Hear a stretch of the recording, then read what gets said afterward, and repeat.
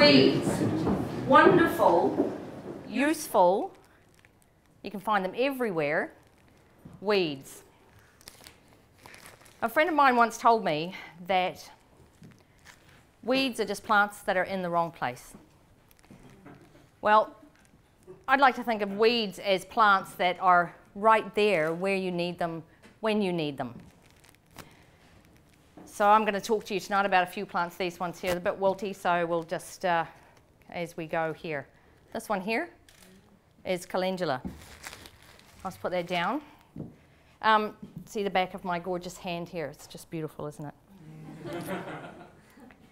In 1983, I was at a friend's house about to start doing the dishes after dinner, and unbeknownst to me, their hot water cylinder was on 70. So I put my hand under the tap and I watched the skin on the back of my hand peel back. So I didn't do the dishes. I went home and I got out of the fridge my bottle of Mary Gilly water. Now, Mary Gilly water is a concoction that's incredibly easy to make. It is calendula petals and balm of Gilead buds. You simmer it for about 20 minutes and there you have the magic juice.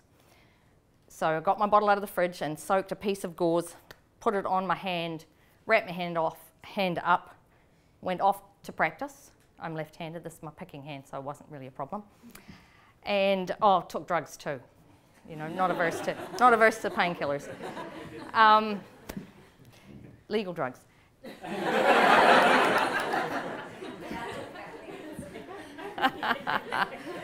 So, for 10 or so days, I changed my dressing daily. And on about the 10th day, I took my bandage off, and the back of my hand, it was the whole back of my hand, was kind of dark browny, and it looked like a big scab. Well, when I went to put the next pad on, that slid off, and underneath was hand.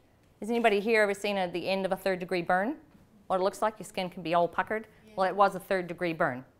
And yeah, amazing. Calendula is a fantastic herb. You can use it in your garden as a companion plant. It is also fantastic for women troubles.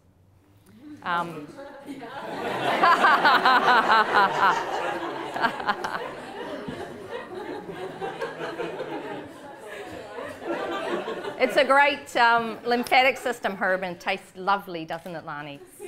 Yes. Yum. Next, there's a woman's herb called chickweed, which is this one here, Stellaria media, which means little stars. Now, if you don't know the name of chickweed, you'll know it because it's everywhere right now. Your composts are probably full of it. You've probably pulled it all out and thrown it in that. Chickweed is an amazing cooling herb. It can dissolve fibroids. You have to be really diligent with the chickweed and take it for a long time, but the fibroids will disappear. I should say may disappear. There have been no clinical studies of this, so we'll just say may disappear. Chickweed is really good for hot things inside and outside of the body. If you've got a sunburn, you go get a big handful of juicy chickweed and put it on the burn, and you'll feel the chickweed heating up. So once it's hot, throw it away, put another handful on. You'll feel that heating up too. Keep putting it on until the chickweed doesn't heat up anymore, and your sunburn will feel much better. It's really good for nappy rash, but good luck getting the baby to hold still while you put the chickweed on their bottom. I use it in creams for babies for that specific purpose with the calendula petals because they're good for that too. Leading on to my next experience with weeds, and that is, everybody knows what this is? Yes, yellow dock. Urgh. Yellow dock is awesome plant. Awesome plant. I was at a party one night and one afternoon actually, and got a piece of glass in my foot. And I couldn't get it out. It was early on in the party, so I wasn't plastered. I couldn't get the glass out. My friend Sally said, I know what to do. And she raced outside, got a dock leaf. We put it on my foot, bandaged my foot up, partied on, woke up the next afternoon, actually, and what did you do with the duckweed? Sorry, did you? Put it on where the glass was. Smart ass. When I took the bandage off, there was the piece of glass on the dock. Since then, I've used it to take out splinters, to get splinters out, to get thorns out, to get more other pieces of glass out.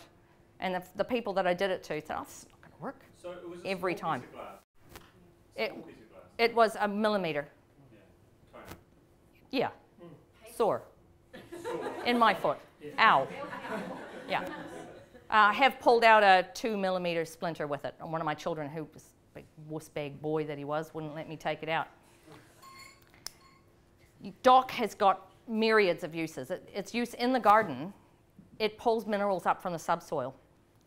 So if you leave your docks, cut them off and just let them keep on growing until they get really big roots, then dig them out, chop them up, and put them in your compost. And as they disintegrate in the compost, they release the minerals into the compost, so that when you put the compost on your plants, those minerals are available to the plants. Speaking of minerals, next slide.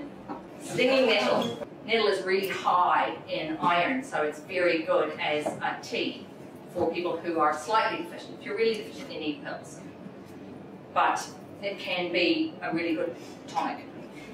In the Middle Ages, the monks, the nuns, the witches, herbalists,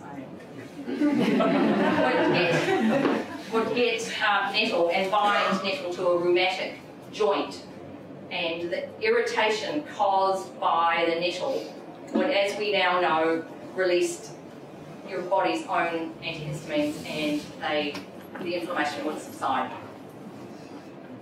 If you are brave enough to put nettle on your skin and just leave it, the stings eventually go and you'll have a bright red patch that it doesn't hurt, it's not itchy. Your circulation, your blood just hits straight there and opens the capillary beds right up to take away anything that's in there. Now, just to talk a little bit about what you can do in your garden with some of these herbs, with the nettle, with the yellow dock, and with the chickweed. Sometimes your compost isn't hot enough to break them down, and you turn your compost into whole little docks. But you can take these weeds, put them in a big bucket, put water on them, put a lid on because it gets really smelly, and when it turns sludgy, you get your watering can and you make a solution that's a kind of weak tea coloured, and then pour that on your plants, and that way the plants get all the minerals from all the weeds. That's a really good thing to do with anything in your garden that's hard to compost. Just rot them in the water. Another thing that you can do for your bodies with these herbs is a thing called a recipe I got from Susan Weed. What a wonderful name. She wrote herb books, and that's her name, Susan Weed. Maybe she changed the name. You get a jar of cider vinegar and put in it a goodly amount, stuff it full with cleaned mind, because you're going to drink this. You don't want dirt in your drinks. I know what you're thinking.